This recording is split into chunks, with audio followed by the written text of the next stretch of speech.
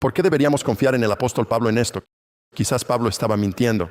Quizás Pablo simplemente inventó esto para, ya sabes, tener autoridad, para fingir su autoridad en la iglesia. Como historiadores, buscamos datos que corroboren y tenemos algunos. ¿Sabías que algunos de los apóstoles tenían discípulos propios? Clemente de Roma vivió en el primer siglo y conoció al apóstol Pedro. Y luego está un hombre llamado Policarpo. Así pues, Policarpo fue discípulo del apóstol Juan.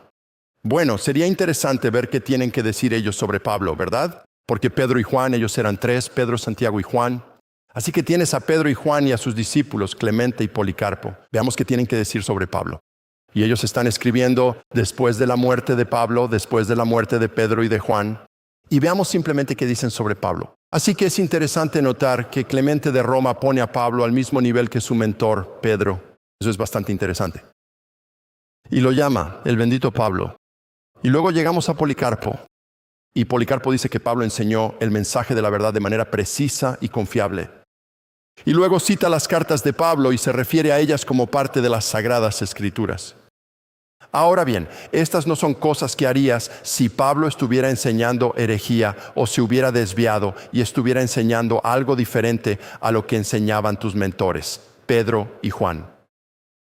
Pero es precisamente el tipo de cosas que dirías si Pablo hubiera dicho la verdad, que cuando se reunió con Pedro, Santiago y Juan, ellos certificaron que él estaba predicando el mismo mensaje del evangelio que ellos predicaban. Podría darte aún más evidencia, pero estoy limitado por el tiempo. Pero diría que esto al menos debería ser suficiente para sugerir que cuando escuchamos a Pablo sobre el mensaje del evangelio, no estoy diciendo aquí que hayamos probado que todo lo que Pablo predicó es lo que ellos predicaron y que todos estaban de acuerdo. No estoy diciendo que podamos probar eso, ¿de acuerdo? Pero estoy diciendo que tenemos suficiente evidencia que sugiere fuertemente eso. Que cuando escuchamos a Pablo sobre el mensaje del evangelio, sobre lo esencial de la fe cristiana, también estamos escuchando la voz de los apóstoles de Jerusalén. Eso es bastante genial. Así que eso significaría que incluso si no tuviéramos los evangelios en absoluto, Mateo, Marcos, Lucas y Juan, si de alguna manera supiéramos cuál era este mensaje del evangelio que Pablo predicaba, sabríamos lo que los discípulos de Jesús habían estado predicando. Ahora, ¿no sería genial entonces si algún arqueólogo estuviera excavando en Jerusalén o en algún lugar, Cesarea, y encontrara algunas cartas perdidas de Pablo? No tenemos todas las cartas de Pablo. Lo que tenemos en 1 y 2 de Corintios en realidad son 2 y 4 de Corintios. Nos faltan 2 cartas de Pablo. Podríamos estar perdiendo más. Pablo habla sobre la carta a la iglesia de la Odisea. ¿Y qué? ¿Qué pasa con eso? ¿Y si descubriéramos una de estas cartas? ¿Y si en una de esas cartas, ya sabes, Pablo dijera algo como: oigan, entiendo que estaban leyendo una copia de mi carta que envié a la iglesia en Roma y empezaron a discutir entre ustedes sobre lo que quise decir con predestinación y elección. Y me gustaría aclarar eso para ustedes en esta carta. Eso sería bastante genial, ¿no lo creen? ¿No sería genial? Sí. En esa carta perdida de Pablo que encontramos, él decía: oigan, quiero recordarles a todos el mensaje del evangelio que les prediqué. Vaya, eso sería oro histórico, ¿no crees?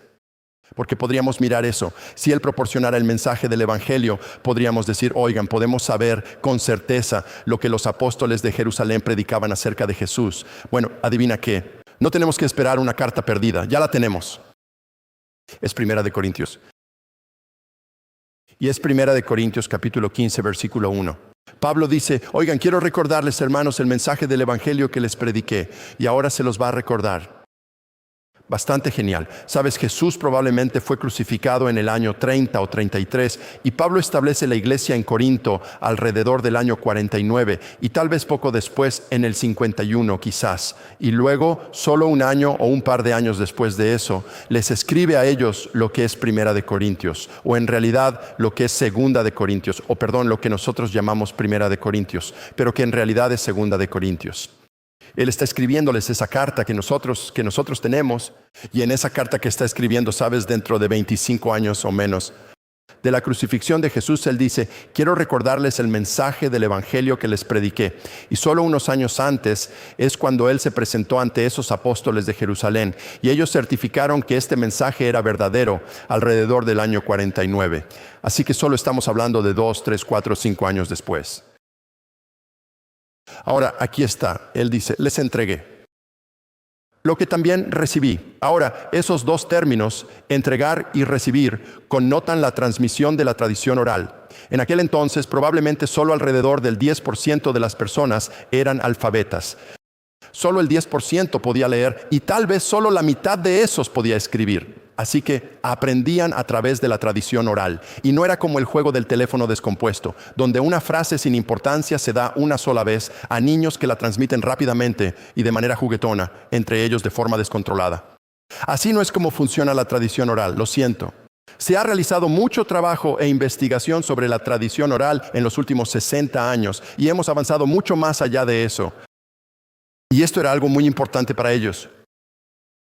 Una vez una maestra de jardín de infancia me dijo: yo juego al teléfono descompuesto con mis alumnos y siempre lo hacen mal. Entonces les digo: muy bien, vamos a hacerlo de nuevo, y esta vez lo tienen que hacer perfecto o no hay recreo. Y lo hacen perfecto cada vez. ¿Por qué? Porque incluso los niños de 5 años pueden hacerlo bien cuando les interesa, cuando se vuelve importante para ellos. Bueno, para estas personas que vivían bajo la mano de hierro de Roma, la esperanza de la vida eterna no podía ser más importante. Están pendientes de cada palabra de Jesús. Hay mucho que podría decir sobre la tradición oral aquí, pero tengo que continuar. Así que Pablo está diciendo que aquí tenemos tradición oral. Y Pablo habla de esto en otros lugares, como la tradición, al igual que sucedía con los judíos de antaño, también era así con la iglesia que residía en Jerusalén. Esa tradición venía de Jerusalén, de la iglesia de Jerusalén. Entonces, Pablo está recibiendo esto con la autoridad de los apóstoles de Jerusalén. Les transmití a ustedes, corintios, en el año 51, lo que también recibí del evangelio, de boca de los líderes de Jerusalén. Y ahora estamos a punto de ver aquí un esquema del mensaje del evangelio que él estaba predicando. Ahora, esto está en letra pequeña, y en un momento les diré por qué. Dice que Cristo murió por nuestros pecados conforme a las Escrituras, que fue sepultado, que resucitó al tercer día conforme a las Escrituras y que se apareció